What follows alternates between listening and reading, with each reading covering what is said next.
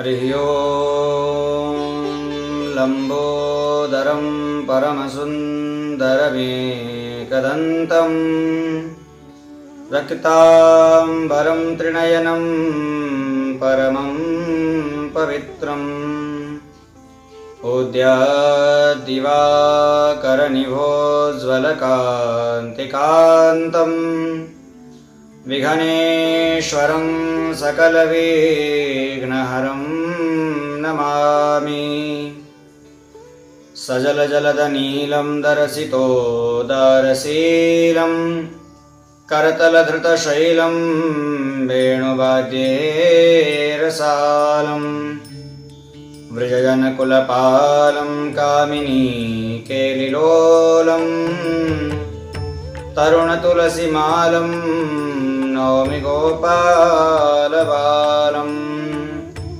लक्ष्मीनाथसमारम्भां नाथयामुनिमध्यमाम् अस्मदाचार्यपर्यन्तां वन्दे गुरुपरम्पराम्। शाण्डिल्याह्वयवंशवारिधिविधुं श्रीकोशलेशार्चकं विश्वक्सेन यतीन्द्रदेशिकपदं द्वन्द्वारविन्दाश्रितं स्वाचार्ये सुयतौ जगद्गुरुवरे श्रीरामनारायणे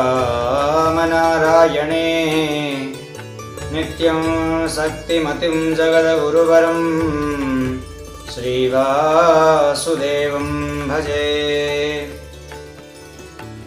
श्री राधे मेरी मातु हैं, पिता मेरो श्री श्याम, इन दोनों के चरणन में मेरो बारंबार प्रणाम, मेरो बारंबार प्रणाम। बोले वृंदावन बिहारी लाल की जय हो, श्री राधा रानी सरकार की जय हो, शंकर भगवान की जय हो। देखिए, भगवान को पाने का सबसे सरल तरीका क्या है? भगवान से आप प्रेम कर लीजिए। भगवान के प्रति आपका अच्छा भाव हो जाए तो भगवान किसके भूखे हैं? भाव के, प्रेम के भूखे हैं भगवान। कहते हैं भाव का भूखा हूं मैं और भाव ही एक सार है, और भाव से मुझको भजो तो भव से वेड़ा पार है। अगर भगवान को आप भाव से भजते हैं, प्रेम से भजते हैं, तो साक्षात भगवान आपको मिल जाएंगे। फिर उसके लिए न जप की आवश्यकता न तप की आवश्यकता। भगवान के नाम की महिमा का स्मरण करते हुए श्रीमद् भागवत महापुराण को वेदव्यास जी महाराज ने 18,000 श्लोकों से बद्ध कर दिया, लिख दिया। लेकिन जब अंतिम में पहुंचे तब अंतिम में उन्होंने फिर यही लिख दिया कि नाम संकीर्तनम यस्य सर्व पाप प्रणाशनम प्रणामो दुख शमनस्तम नमामि हरिं परम। ऐसा उन्होंने लिख दिया कि नाम ही भगवान का जो है सर्वोच्च है। भगवान का नाम लेने से ही कलयुग के प्राणी तर जाते हैं। जिस कलयुग में भगवान का नाम लेकर के तरते हैं भक्त लोग, ऐसे ही भगवान से प्रेम करके भी कई भक्त ऐसे हुए हैं जिन्होंने भगवान से अनन्य प्रेम किया है। भगवान से इतना प्रेम कर लिया कि भगवान को याद करना ही छोड़ दिया कि प्रभु को हिचकी ना आए। बड़ा सुंदर एक दृष्टांत है। वृंदावन में एक बिहारी जी की अनन्य भक्ता थी जिनका नाम था देवी कांताबाई जी। वह भगवान से इतना प्रेम करती थी कि बिल्कुल अपने बच्चे के समान ही लड्डू गोपाल जी को लाई थी, घर पे रखी थी। अपने जैसे बेटे को एक माँ प्रेम करती है, ऐसे ही उनको बेटा मान करके प्रेम करती है। भगवान को ऐसे ही प्रेम करना चाहिए। भगवान से रिश्ते जोड़ लेना चाहिए, नाते बना लेना चाहिए, संबंध बना लेना चाहिए। भगवान को अपना पिता मान सकते हैं, भगवान को पुत्र मान सकते हैं, गुरु मान सकते हैं, शिष्य मान सकते हैं। ऐसे कोई ना कोई रिश्ता रखना चाहिए। यह उन भगवान को अपना जो है लल्ला मानती थी, बेटा मानती थी, और बहुत दुलार से रखती, दिन रात उसकी सेवा करती थी भगवान की, और ऐसा विचार करती कि मेरे लल्ला को कभी कोई दिक्कत न होने पाए। बहुत सेवा करती, दिन रात उन्हीं की सेवा में लगी रहती। जितना समय मिलता बाकी के अन्य कार्यों से जितना समय मिलता वह कार्य या वो उस समय को लेकर के पूरा समय भगवान का भजन करती, पूजन करती, अर्चन करती रहती। इनकी एक बेटी थी जिसका विवाह इन्होंने पास ही के गांव में कर दिया था और अपना अकेले रहती थी कन्हैया के साथ में, अपने बेटे के साथ में।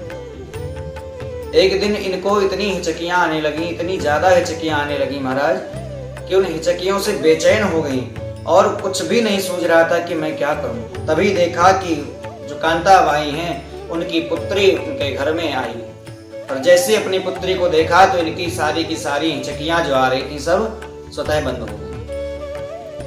हिचकी बंद हो गई। देवी कांताबाई की जो बिटियां हैं वो जब उनके घर पर आई तो इनको जितनी हिचकियां आ रही थी सारी की सारी हिचकियां आना बंद हो गई। अब इन्होंने अपनी बेटी से कहा कि पुत्री, मैं तुम्हें सच्चे मन से भी याद भी कर रही थी और मुझको बहुत हिचकी आ रही थी। मैं सोच रही थी कि आखिर में क्या बात है, मुझे हिचकियां क्यों आ रही, और तब तक तुम यहाँ पर आ गई। तो उनकी जो बेटी है वो कहती कि माँ, मुझे तुम्हारी बहुत याद आ रही थी, बहुत ज्यादा याद आ रही थी। और कहते हैं जब किसी को किसी की याद आती है ना, तो जिसको याद करो उस व्यक्ति को हिचकी के द्वारा पता चल जाता है कि उसको हमने याद किया, ऐसे कहावत है। अब देवी कांताबाई कहती कि अगर ऐसा है तो मैं तो अपने लल्ला को, अपने कन्हैया को दिन रात याद करती रहती हूँ। वो बेचारा छोटा सा नन्हा सा मेरा लल्ला कितना परेशान होता होगा हिचकियों से। जब मैं इतनी बड़ी बूढ़ी हूँ और बड़ी बूढ़ी होने के बाद मैं इतना परेशान होती हूँ हिचकियों से, तो वो कितना परेशान होता होगा। और आज देवी कांताबाई ने एक निर्णय लिया मन में कि मैं अब अपने लल्ला को याद करना ही बंद कर दूंगी। और ऐसा करने के लिए उसने कहा अपनी पुत्री से कि बेटी, तुम इन कन्हैया को, लड्डू गोपाल को अपने घर लेकर के जाओ, मेरे लल्ला को अपने घर लेकर के जाओ, क्योंकि ये यहाँ पर रहेंगे तो मैं इनको याद करती रहूंगी, और मुझसे दूर हो जाएंगे तो मैं इनको याद करना भी बंद कर दूंगी, जिससे कि इनको हिचकी ना आए। उनकी पुत्री ने जब यह सुना तो उसने कहा कि माँ, ऐसा नहीं है, आप चिंता मत करें, आप याद करना बंद कर दीजिए, घर पे रखिए। उन्होंने कहा नहीं नहीं, आप इनको लेकर के अपने घर जाइए। बेटी लेकर के लड्डू गोपाल को अपने घर चली गई और घर चली गई। इन्होंने उन कन्हैया को याद ही करना बंद कर दिया, कभी याद नहीं करती। एक दिन हफ्ता भर बीत गया, 2 हफ्ता बीत गए।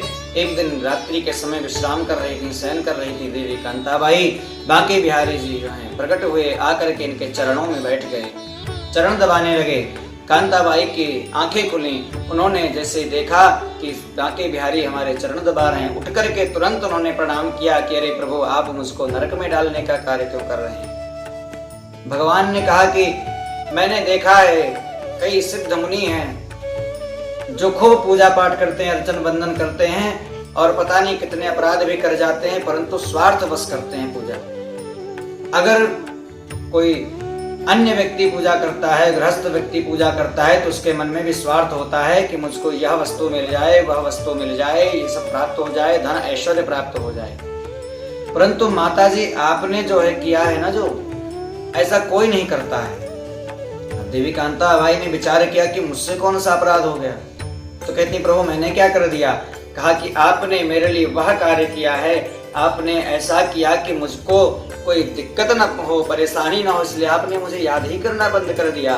साधु संत भी अगर कुछ करते हैं तो मुक्ति के स्वार्थ के लिए करते हैं, लेकिन आप तो बिल्कुल निस्वार्थ भाव से मेरी सेवा करती थी, निस्वार्थ भाव से मेरी पूजा करती थी।